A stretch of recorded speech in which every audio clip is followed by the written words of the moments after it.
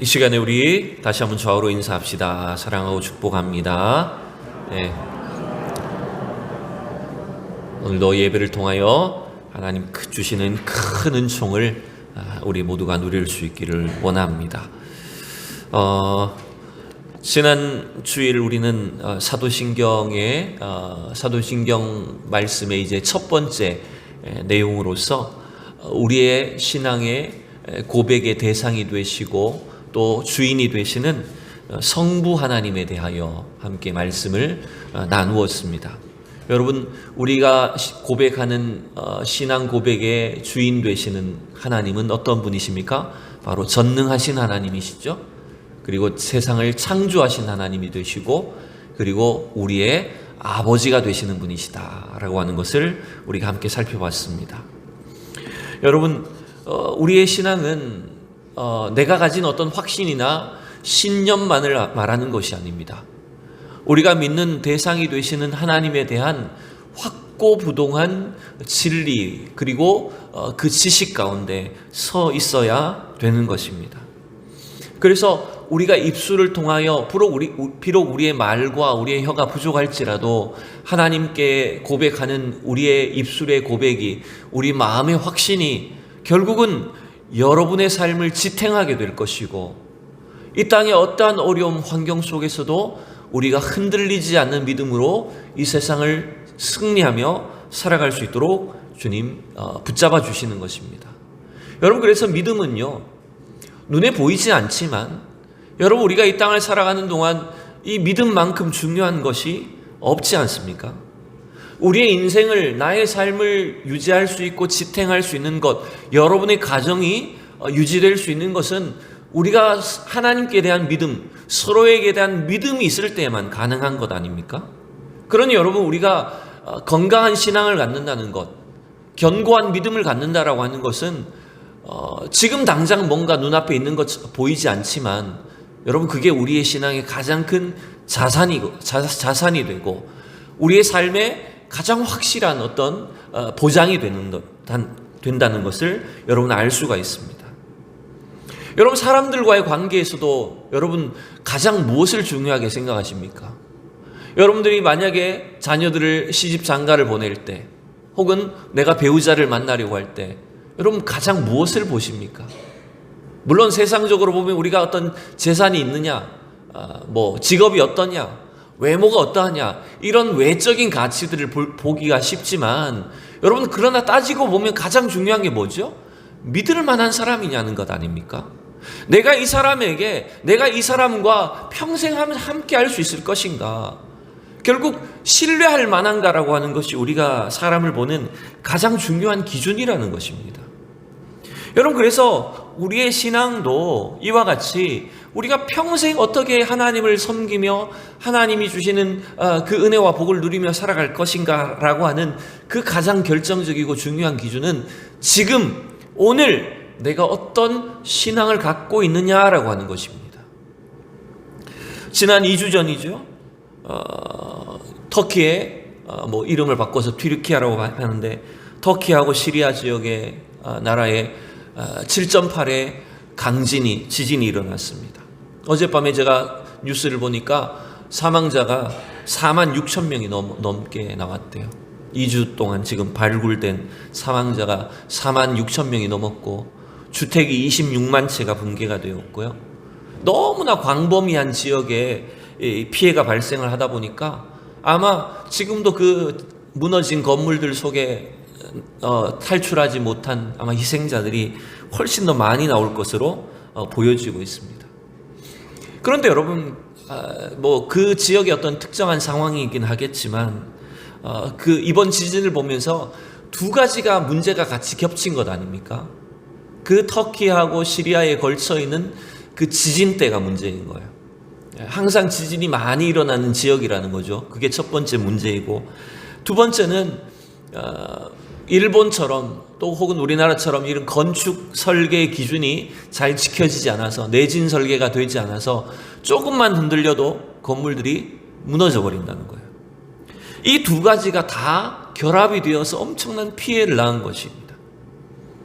저는 우리의 믿음의 신앙적인 문제에서도 여러분 이 두 가지를 같이 생각해야 된다고 마음이 들어요. 뭐냐면 우리가 바른 신앙의 기초 위에 서 있어야 된다는 겁니다. 지진처럼 만약에 우리가 잘못된 어떤 땅에 서 있으면 지금 눈에 보이진 않지만 여러분 그 기준이 명확하지 않을 때 흔들리게 되면 와르르 우리의 신앙이 무너질 수 있다는 거예요. 그래서 우리는 분명하고 견고한 신앙의 기초 위에 서 있어야 되는 줄로 믿습니다. 두 번째, 우리의 신앙이 이 제대로 된 확신이 없다면 기초도 견고해야 되지만 바른 기초 위에 서 있어야 되지만 우리 신앙이라고 하는 이 건물 자체도 만약에 제대로 견고한 어떤 구조물로 지어지지 않는다고 했을 때 어떻게 될까요? 내 안에 확신이 없어요. 늘 연약하고 불안해요. 그러면 조금만 진동이 오고 조금만 외부로부터 충격이 왔을 때 금세 무너지기가 쉽다라고 하는 것입니다. 그러니 여러분 오늘 우리는 이 두 가지 기준이 바른 신앙의 기초, 견고한 신앙의 기초 위에 그 다음에 그 주님의 복음을 진리를 믿는 확신 있는 우리의 신앙이 건물처럼 지어져야 될 줄로 믿습니다. 그래서 이러한 신앙을 위해서 우리는 이 사도신경의 말씀을 매주 함께 배우고 있는 것입니다. 자, 지난주에는 우리가 이 사도신경의 첫 번째 주제로서 우리의 신앙의 대상인 누구를 살펴봤습니까? 전능하신 하나님, 천지를 만드신 하나님, 그리고 우리 아버지가 되시는 하나님을 내가 믿습니다. 성부 하나님에 대해서 우리가 살펴봤어요. 자, 오늘은 이제 두 번째 주제로, 두 번째 내용으로 우리의 신앙 고백의 두 번째 내용은 누구를 믿는 것입니까? 성자 하나님을 믿는 것입니다. 그분이 누구시냐면 같이 이번에 읽어봅시다. 그 외아들 우리 주 예수 그리스도를 내가 믿사오니. 여러분 이 두 번째 주제는요, 성자 하나님에 대해서 우리의 신앙을 고백하는 것을 오늘 함께 살펴봅니다. 교회를 다니지 않는 분들, 아마 여러분의 친구분들이나 혹은 뭐 가족들 중에서도 신앙을 생활을 하지 않는 분들이 이런 의문점을 가질 수 있을 것 같아요. 교회 밖에서 보면 교회 다니는 사람들이 하나님을 믿는 것, 뭐 천주교는 하느님이라고 하겠지만 어쨌든 하나님을 믿는다고 하는 것은 이해를 한다. 뭐 그 하늘에 있는 신을, 어떤 신적 대상을 믿는다는 것은 내가 이해할 만하다, 알겠는데 도대체 예수는 왜 믿냐? 이런 의문을 가질 수가 있어요. 왜 그러냐면 그분들이 생각하기에 예수는 2000년 전에 저 팔레스타인 땅에 이스라엘에 태어난 사람이지 않느냐. 그러니까 신적 존재로서 하나님은 믿는 것은 내가 이해를 하겠는데 예수를 왜 믿느냐, 이렇게 볼 수가 있는 거예요. 이런 질문을 여러분에게 던진다면 여러분 뭐라고 대답을 하시겠습니까? 네? 아니 그 사람은 서양 사람이고 우리는 동양 사람인데 믿으려면 동양 사람을 좀 믿든지 왜 굳이 서양 사람을 믿냐, 이런 의문과 질문을 가질 수가 있는 거예요.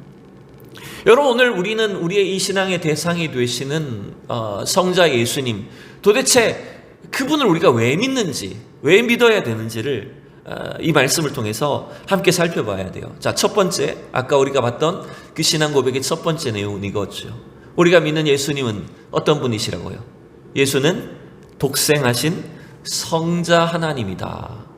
그래서 그 외아들, 우리 주 예수 그리스도를 믿는다 할 때 그 외아들이란 말이 바로 독생하신 성자 하나님이다, 이런 말인 거예요. 자, 따라합시다. 예수는, 크게 따라하십시오. 예수는 독생하신 성자 하나님이시다. 네. 여러분 예수님은 이 땅에 하나님의 아들로 인간의 몸을 입고 이 땅에 오셨어요. 여러분 맞지요? 자, 요 표현을 한번 비교해서 한번 살펴보시겠습니다. 자, 첫 번째는 제가 방금 말씀드린 것처럼 예수는 하나님의 아들로 이 땅에 오신 분이다. 그래서 하나님의 아들이신 예수를 우리가 믿는 거예요. 맞지요? 그런데 약간 표현을 바꿔보겠습니다. 예수는 아들이시지만 하나님이시다, 이렇게 표현을 바꿔봤어요. 뭐가 맞을까요? 사실 둘 다 맞는 거예요. 둘 다 맞는데 제가 굳이 왜 이 두 개의 표현을 같이 한번 써봤냐면, 첫 번째 하나님의 아들이신 예수님이라고만 생각하면 우리가 뭔가 오해하기 쉽다는 거예요. 하나님의 아들이신 예수라고 했을 때는요, 그냥 하나님이 우리처럼 또 다른 인간을, 하나님이 어떤 자기 아들로서 또 다른 인간으로 예수를 보내셨다라고 하는 식으로 생각하기가 쉽다라고 하는 것입니다. 그럼 결국 어떻게 되냐면 예수님은 나하고 그냥 똑같은 평범한 인간이다라고 하는 식으로 생각해 버리는 거예요. 그럼 그 예수를 왜 믿느냐, 이렇게 되는 겁니다. 자, 그런데 두 번째 표현을 보세요. 이게 말장난 하려고 하는 게 아닙니다. 예수는 하나님의 아들로 이 땅에 오신 분이 맞지만 그분은 동시에 하나님이라는 말이에요. 여러분, 이걸 믿습니까? 우리는 우리 인간의 머리로 이해하기로는 하나님의 아들로 오신 예수님이라는 건 조금 이해가 잘 되는 편이라면, 두 번째 표현, 아들로 오셨지만 그분은 동시에 하나님이시라는 표현이 잘 이해가 되지 않을 수도 있어요. 그런데 여러분, 우리가 이걸 분명히 기억해야 됩니다. 예수님은 이 땅에 하나님의 아들로 오신 분이 맞지만 동시에 아들이시면서도 그분은 하나님이시단 말이에요. 이게 무슨 말이냐면, 하나님이 우리를 위해서 아버지와 아들의 개념을 설명해 주셨지만, 우리의 이해를 위해서 그런 개념을 가르쳐 주시긴 했지만, 그러나 아들로 오신 예수님은 하나님과 동등하신 분이라는 사실을 우리는 분명히 기억해야 된다는 거예요. 그래서 이 독생자라고 할 때, 외아들이라고 할 때 이 표현 자체가 뭐냐면요, 단순히 사람이 그냥 낳은 아들이다 이런 개념이 아닌 거예요. 하나님과 동등한 분이다라고 하는 걸 가르쳐 주시는 말씀이라고 하는 것입니다. 자, 요한복음 오늘 3장 16절에 우리가 너무나 잘 아는 요절이잖아요. 같이 읽어봅시다. 시작. 하나님이 세상을 이처럼 사랑하사 독생자를 주셨으니 이는 그를 믿는 자마다 멸망하지 않고 영생을 얻게 하려 하심이라. 자, 여기서 독생자라는 표현이 나왔어요. 이 외아들이라는 말입니다. 독생자. 이 단어의 뜻이 뭐냐면요, 유일하게 태어난 단 하나의 아들이다, 유일한 아들이다, 이런 말인 거예요. 자, 그런데 이게 무슨 말이냐면요, 자식이 여러 명 낳을 수 있는 중에서 그냥 한 명만 낳았다, 이런 뜻이 아니라는 겁니다. 그건 우리 인간의 개념이에요. 인간의 자식이에요. 딸이 많은데 아들만 한 명 있다, 혹은 자식이 여러 명 많이 낳을 수 있는 가운데 그냥 아들만 한 명 있다라고 할 때는요, 그걸 독생자라고 하지 않고 독자라고 하는 겁니다. 근데 예수님은 어떤 분이세요? 독자예요? 독생자예요. 독생자 예수님이라는 것은 뭐냐면 하나님이신데 그분이 유일하게 이 땅에 오신 분이시다, 이런 말인 거예요. 그래서 여러분, 하나님과 예수님은 삼위일체 하나, 성령님까지 포함해서 삼위일체 하나님으로서 원래부터 함께 계셨던 분이십니다. 여러분, 그게 삼위일체 하나님이신 거예요. 그래서 요한복음 1장에 보세요. 자, 요한복음 1장 1절과 2절을 같이 읽어봐요. 시작. 태초에 말씀이 계시니라. 이 말씀이 하나님과 함께 계셨으니 이 말씀은 곧 하나님이시니라. 그가 태초에 하나님과 함께 계셨고. 여러분, 요한복음 1장이 말하는 말씀은 누굽니까? 여기서 1절이 말씀이 하나님이라고 했잖아요. 그럼 하나님 둘이 되네요? 말씀이 하나님과 함께 계셨는데 그 말씀이 하나님이라고 하면 하나님이 둘이 돼버리잖아요. 그 태초에 하나님과 함께 하셨던 말씀은 누구를 가리키는 겁니까? 성자 예수님을 말하는 겁니다. 삼위일체 하나님 중에 그 성자 하나님, 성자 예수님이 바로 하나님과 처음부터 함께 계셨고, 말씀이신 하나님이, 말씀이신 예수님이 이 우리의 인간의 이 세상을 창조하실 때 그분의 말씀을 통해서 우리를 지으셨다라고 하는 거예요. 여러분, 이게 기독교 신앙의 결정적인 차이입니다. 세상 종교와 우리 기독교 신앙의 차이는 사람을 믿는 것이냐, 하나님이신 예수 그리스도를 믿느냐의 차이라고 하는 거예요. 그래서 여러분, 우리는 이렇게 표현하면 안 됩니다. 예수는 그냥 우리의 어떤 조상들 중에 공자나 석가나 간디나 마호멧이나 또 우리가 존경할 만한 어떤 세종대왕이나 이순신 장군이나 이런 사람들과 같은 훌륭한 위인이 아니라는 거예요. 우리가 믿는 예수님은 하나님과 함께 계시고 이 세상을 창조하시고 우리를 다스리시는 분이라는 사실이에요. 그분이 바로 우리가 믿는 예수님이라는 것입니다. 여러분, 오늘 이 말씀을 통해서 예수 그리스도를 성자 하나님으로 믿는 우리 모두가 되기를 축복합니다. 예수님이 나를 창조하셨고 나를 위해 십자가에 달려 죽으셨다가 부활하신 우리의 구원자가 되시고 지금도 우리 삶을 다스리시고 주관하시는 분이시라는 거예요. 그러한 믿음의 고백들을 주님 앞에 분명하게 드릴 수 있는 우리 모두가 될 수 있기를 축복합니다. 두 번째, 여러분, 그 외아들 우리 주 예수 그리스도 할 때 예수님 어떤 분이시냐? 약간 순서를 좀 바꾸지만 두 번째는요, 예수는 누구십니까? 예수는 구원자이시다. 우리가 고백하는 신앙의 대상이신 성자 하나님, 이 예수님은 바로 구원자라고 하는 것입니다. 그걸 우리가 어떻게 알 수 있나요? 바로 그분의 이름에서 알 수가 있는 거예요. 자, 인간의 몸을 입고 이 땅에 예수님이 오실 때 그 이름을 누가 지어주셨을까요? 누가 가르쳐 주셨을까요? 하나님께서, 성령님께서 직접 알려주신 거예요. 누가복음 1장에 보면 마리아에게 천사가 임신한 것을 알려주셨죠. 그때 마리아에게 이름을 뭐라고 하라고 하겠습니까? 네, 보라 내가 잉태하여 아들 낳으리니 그 이름을 예수라 하라 가르쳐 주셨어요. 마리아에게 예수라는 이름을 가르쳐 주셨어요. 그러나 마리아에게만 주신 게 아니에요.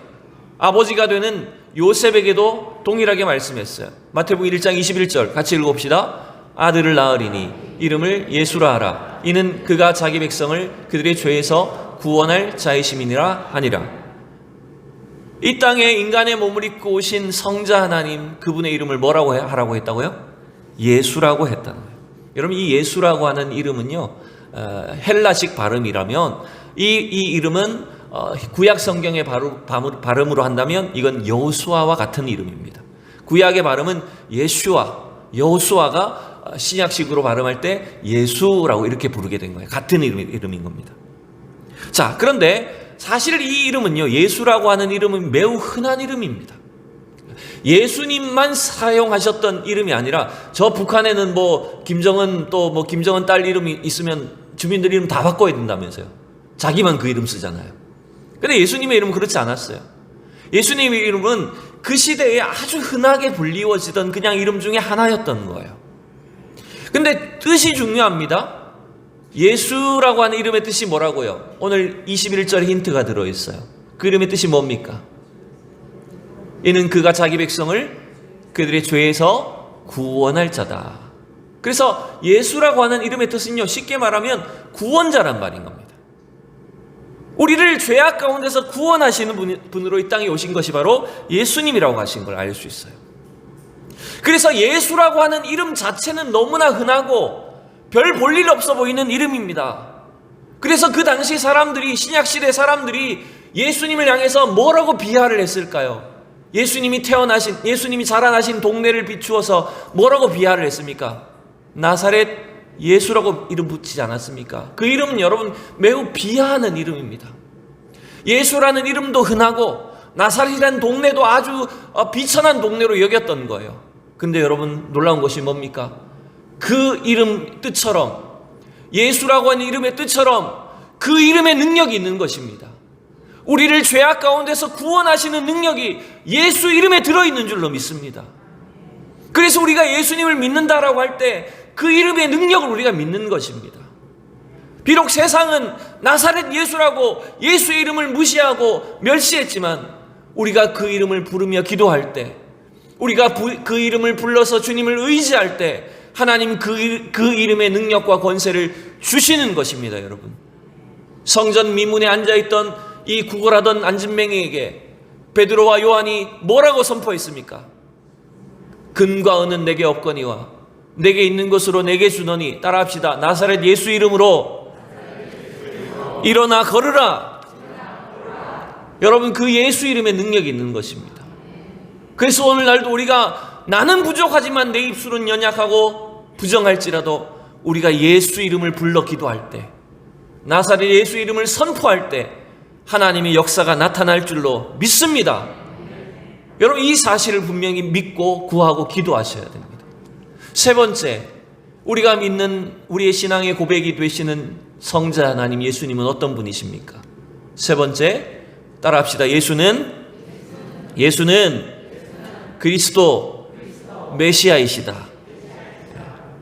여러분, 성자 하나님의 이름이 뭐였다고요? 방금 했던 것? 3번 말고 2번. 이름이 뭐였어요? 성자 하나님 이름이 뭐였어요? 예수라 그랬잖아요. 너무 그냥 흔해가지고 잊어버리시죠? 예수님 그냥 흔한 이름이었어요. 그 하나님의 이름이, 성자 하나님의 이름이 예수라면 이제 그분에게 맡기신, 하나님께서 공적으로 맡기신 사역 직책이 뭐냐면 바로 그리스도시다라는 말이에요. 우리가 예수 그리스도라고 말할 때 예수는 이름이고 그리스도는 그분의 사역, 직분, 직책을 말하는 것입니다. 그런데 이제 그리스도란 말은 헬라어라면 이제 그 그리스도의 뜻이 담겨 있는 구약 성경의 표현이 바로 히브리어로 메시아인 것입니다. 그래서 이 메시아라는 뜻이 여러분 또 중요해요. 그리스도, 메시아 같은 단어입니다. 여러분, 이건 상식적으로 기억하셔야 돼요. 교회 다니시는 분들은 메시아라는 말과 그리스도가 같은 단어라는 걸 기억하셔야 되는데, 그럼 그 메시아가 무슨 뜻일까요? 그리스도가 무슨 뜻일까요? 메시아는 바로 기름 부음을 받은 자, 이런 뜻입니다. 머시아흐라는 단어에서 온 거예요. 그리스도의 뜻이 뭐라고요? 기름 부음을 받은 자. 그래서 여러분, 구약 성경에는요, 기름 부어서 세우는 직책이 세 가지 직분이 있어요. 하나님께서 이스라엘 백성들 가운데 기름 부어서 세우는 직책이 세 가지가 있다고요. 뭘까요? 첫 번째는 왕이고요, 두 번째는 제사장이고, 세 번째는 선지자입니다. 그래서 이 왕과 제사장과 선지자를 하나님께서 기름 부어서 세우셔서 그들이 이스라엘 백성들을 섬기게 하시고, 가장 중요한 것은 뭐냐면 그 왕과 제사장과 선지자를 통해서 하나님과 백성 사이를 중보하게 하시는 거였어요. 그래서 기름 부음 받은 자의 역할은 뭐냐면 중보자인 것입니다. 그런데 여러분, 구약 시대에 많은 왕이 있고 많은 제사장들이 있고 많은 선지자가 있지만 그 인간 왕과 제사장과 선지자는 완전할까요? 불완전할까요? 기름 부어 세워진 왕들과 제사장들과 선지자들이 많이 있지만 그들은 완전할까요? 불완전할까요? 불완전해요. 인간이니까요. 그러나 이 땅에 오신, 메시아로 오신 예수 그리스도는 바로 그 불완전한 인간의 모든 사역을 충족시키기 위해서 오신 완전한 왕이 되시는 것입니다. 완전한 제사장이시고 완전한 선지자로 우리에게 오신 거예요. 그래서 여러분, 우리가 예수를 그리스도로, 메시아로 믿을 때 그분이 하나님과 우리 사이에 완전한 중보자가 되시는 거예요. 믿습니까? 여러분, 우리는 이걸 고백하는 것입니다. 자, 디모데전서 2장 5절 한번 읽어보겠습니다. 시작. 하나님은 한 분이시요 또 하나님과 사람 사이의 중보자도 한 분이시니 곧 사람이신 그리스도 예수라. 여러분, 하나님과 우리 사이에 완전한 중보자는 한 분이십니다. 그분이 누구시라고요? 그리스도 예수라고요. 사람으로 오셨지만 그분은 하나님이시고, 그분은 우리를 위하여 완전한 왕이 되시고 제사장이 되시고 선지자가 되셔서 지금도 하나님과 우리 사이를 중보하고 계시는 줄로 믿습니다.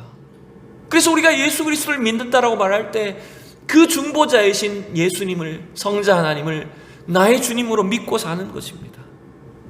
여러분, 이런 신앙의 확신이 여러분 속에 넘칠 수 있기를 축복합니다. 마지막 네 번째, 4번입니다. 성자 예수님은, 성자 하나님이신 예수님은 어떤 분이실까요? 같이 읽읍시다. 4번 시작. 예수는 나의 주님이시다. 우리가 이 예수 그리스도를 믿는다라고 할 때 가장 이제 마지막은요, 그분을 나의 주님으로 믿어야 된다는 겁니다. 부활하신 예수님의 소식을 듣고도 그 사실을 난 도저히 못 믿겠다. 의심했던 도마가 있었죠. 그 도마가 부활하신 예수님을 직접 만나고 그 손가락을 못 박힌 손을 보고 예수님의 장자국을 보고 난 뒤에 뭐라고 고백했을까요? 요한복음 20장 28절 같이 시작. 도마가 대답하여 이르되 나의 주님이시요 나의 하나님이시니이다. 아멘. 부활하신 예수님을 만나고 나니까 예수님을 뭐라고 고백해요? 예수님은 나의 주님이시고 나의 하나님이십니다 라고 하는 걸 알게 된 거예요. 여러분, 우리가 이 예수님에 대해서 일평생 끝까지 고백해야 될 기도, 우리의 믿음이 뭐냐면 예수님을 주님이라고 부르는 거예요. 여러분, 예수님을 주님이라고 부르는 것은요, 그분을 나의 왕으로, 나의 주인으로 믿고 따라가는 것입니다. 우리말로는, 한글로는 이게 잘 표현이 되질 않지만 영어 단어에서 보면 이 주님이라고 하는 것이, 예수님을 주님으로 믿고 따라간다고 하는 것은 이렇게 다르다라고 하는 걸 보여줍니다. 자, 영어 단어를 쉬운 단어입니다. 두 개를 한번 비교해 보세요. 똑같은 단어인데, 똑같은 단어예요. 갓이에요. 그런데 앞에 갓은 소문자로 쓴 갓이에요. 뒤에 갓은 뭐예요? 큰 글씨, 대문자로 쓴 갓이에요. 여러분, 이게 무슨 차이가 있을까요? 앞에 갓은, 소문자로 쓴 이 갓은요, 그냥 신입니다. 세상 여러 종교에 다 있는, 그냥 사람들이 저마다 신적인 존재를 믿는 것이 그게 그냥 신인 거예요. 그게 갓이에요. 그러나 우리가 하나님을 믿는다라고 할 때, 예수 그리스도를 하나님으로 믿는다고 할 때, 그 하나님은 세상 여러 신들 중에 하나가 아니라 유일하신 하나님이시기 때문에 그분은 대문자 갓을 써야 되는 거예요. 오늘 예수님을 나의 주님이라고 고백할 때도 마찬가지입니다. 나의 주인, 주님이라고 말할 때 영어로 로드라고 합니다. 근데 여러분, 로드, 그 영화도 있지 않습니까? 반지의 제왕, 로드 오브 링. 그때 여러분, 로드는 그냥 여러 사람들 중에 하나란 뜻이에요. 그런데 내가 지금 예수 그리스도를 나의 주님으로 섬긴다, 나의 주님으로 모신다고 할 때 그 주님은 뭡니까? 소문자가 아닙니다. 유일하신 분. 그래서 정관사더를 쓰고 대문자로 로드라고 고백하는 거예요. 여러분, 우리의 신앙의 고백은 어디에 달려있는지 아십니까? 예수님을 유일하고 완전하신 나의 왕으로, 나의 주인으로 인정하고 섬기는데 우리 신앙생활에 성패가 달려있는 것입니다. 왜 그런지 하면, 내가 예수 그리스도를 나의 주인으로, 나의 왕으로 모시지 않는다면 우리는 자꾸만 수많은 왕을 섬기는 것과 마찬가지인 거예요. 수많은 신들 중에 하나, 그냥 내가 필요할 때만 예수님을 찾고 내가 필요할 때만 의지하는 분 정도가 되는 거예요. 그건 소문자예요. 여러분, 우리가 이 세상의 어떤 위협과 공격 속에 흔들리지 않는 신앙이 되려면요, 이 대문자로 왕이신 하나님, 대문자로 나의 주인 되시는 하나님을, 예수 그리스도를 믿고 고백하셔야 됩니다. 이러한 신앙이 여러분, 우리 성도들 속에 명확하게 자리 잡을 수 있기를 축복합니다. 말씀을 마무리합니다. 지금으로부터 2000년 전에 우리보다 앞서 예수님을 믿었던 2세기죠. 1세기에서 2세기에 걸쳐 살았던 폴리갑이라고 하는 교부가 있습니다. 이분은 요한계시록에 나오는 서머나 교회의 감독이었어요. 요한 사도의 제자였고, 서머나 교회, 저도 서머나 교회 가봤습니다. 그 서머나 교회의 감독으로 있으셨던 분이 폴리갑이었어요. 이 당시에는 로마 제국이 온 세상을 지배하고 있을 때 로마 제국 치하의 유일한 주님은 누구일까요? 로마 제국 치하의 사람들이 주님으로 인정하고 섬겨야 될 대상은 누구였을까요? 로마 제국 치하에 로마의 황제입니다. 시저. 로마의 황제만이 유일한 왕이고 유일한 구주가 되는 거예요. 주님인 거였어요. 여러분, 그 당시에 여러분, 예수를 주님으로, 예수님을 왕으로 믿고 살아가는 것은 쉬웠을까요? 어려웠을까요? 무척 어려웠습니다. 서머나 교회 감독이었던 폴리갑에게 이 로마의 군인들이 그를 체포해서 이제 협박을 하는 겁니다. 이 당시에 폴리갑은 86세였어요. 황제의 군인들이 그를 협박하고 회유를 했습니다. 뭐라고 했냐면 성경을 가르쳐도 좋고 설교를 마음대로 해도 되고 당신이 원하는 것을 다 하게 해줄 테니까 시저가 주님이라고 해라. 로마의 황제가 주님이라고 그 한마디만 말하면 당신이 원하는 거 다 하게 해줄게. 이렇게 회유를 하는 거예요. 마치 우리 일제시대 때 신사에 참배하면 마음껏 교회 다니게 해주겠다라고 한 것과 똑같은 거예요. 안 그러면 당신을 불태워 죽이겠다. 이렇게 협박을 했어요. 그때 이 폴리갑이 이런 말을 남겼어요. 제가 자막으로 한번 준비해 봤는데 이렇게 했어요. 86년 동안 단 한 번도 예수님은 나에게 신실하지 않으신 적이 없었다. 근데 내가 지금 이제 와서 어떻게 주님을 배반할 수 있느냐. 여러분, 그냥 내가 목숨을 부지하기 위해서 로마의 황제를 주님이라고 말만 하면 살 수 있다면 우리가 얼마든지 그렇게 하지 않을까요? 근데 폴리갑은 나는 절대 주님을 배신할 수 없다. 예수님만이 나의 유일한 주인이시고 왕이시다. 그 사실에 타협하지 않았어요. 그 믿음을 견고하게 유지했어요. 결국은 화형을 당해서 순교를 했습니다. 그러나 여러분, 이걸 기억하십시오. 이 폴리갑의 신앙이 있었기에 저와 여러분이 오늘 이 자리에 있는 것입니다. 타협하지 않는, 절대로 예수 그리스도에 대한 믿음을 타협하지 않았던 그 선조들의 신앙이 있었기에, 여러분의 신앙이 있었기에 오늘 우리가 이렇게 믿음을 지킬 수 있는 것이고, 우리나라가 공산주의에 넘어가지 않을 수 있었던 것이고, 하나님을 믿음으로 섬기며 살 수가 있었던 것입니다. 여러분, 오늘 이 흔들리는 세상 속에서 언제든지 격변할 수 있고 우리를 위협할 수 있고 심지어는 교묘한 타협과 회유로 우리의 믿음을 무너뜨리는 이 세상 속에서 분명한 믿음으로 살기를 원하십니까? 흔들리지 않는 삶을 살기를 원하십니까? 여러분의 가정과 교회와 우리 삶을 믿음 위에 세우기를 원하십니까? 그러면 오늘 예수 그리스도를 여러분의 주인으로 명확하게 고백하십시오. 독생하신 하나님, 그분은 나의 구원자가 되시고 우리의 유일한 중보자가 되시고 나의 주님이십니다 라고 하는 신앙의 고백으로 예수님을 믿고 따라가는 우리 모두가 되기를 축복합니다. 이 시간 우리 함께 이 찬양을 부르고 같이 기도하십시다. 하나님 한 번도 나를, 함께 우리 찬양합시다. 하나님, 우리가 폴리갑처럼 이 흔들리고 요동하는 세상 속에 나의 주님, 유일하신 하나님을, 그 메시아이신 예수님을 절대로 우리가 부인하지 않고 우리의 믿음이 흔들리지 않고 주님을 따라가게 하여 주시라고 함께 우리 찬양하고 기도합시다.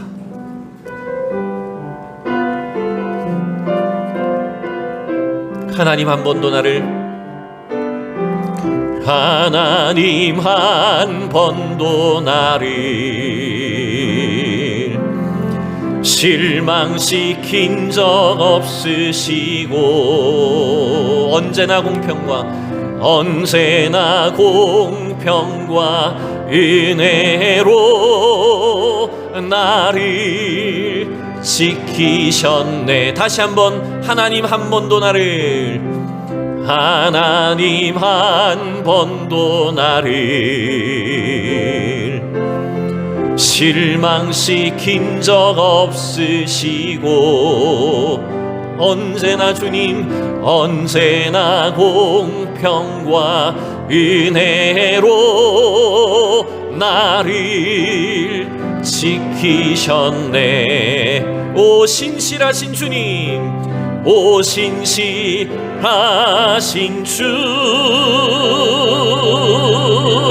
오 신실하신 주, 우리를 향해 말씀하십니다. 내가 너를 떠나지도 않으리라.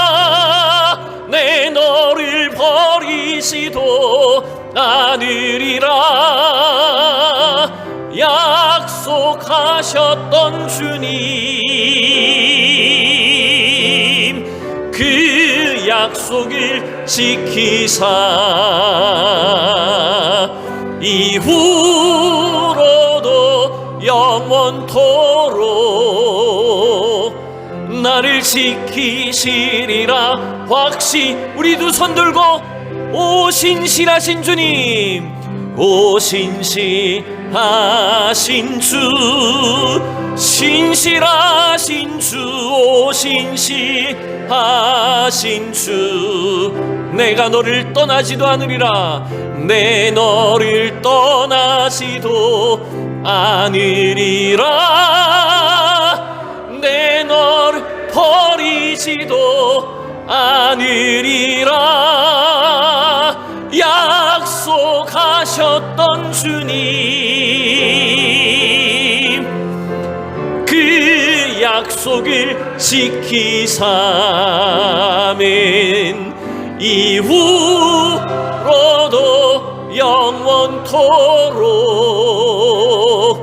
나를 지키시리라 확신하네. 우리 다 같이 함께 기도합시다. 오늘도 독생하신 하나님, 그 성자 예수님께서 나의 구주가 되어주시고 우리를 이 죄악 가운데서 구원하시며 우리를 영원토록 인도하시고 지켜주시는 주인 되심을 내가 믿습니다. 오늘 그 믿음을 가지고 이 땅을 흔들리지 않게 살게 하여 주시옵소서. 이 믿음 위에 우리 사랑하는 성도들, 자녀들, 가정이 분명히 서 있게 하여 주시옵소서. 우리 주여 외치고 함께 기도합니다. 주여. 아버지 하나님,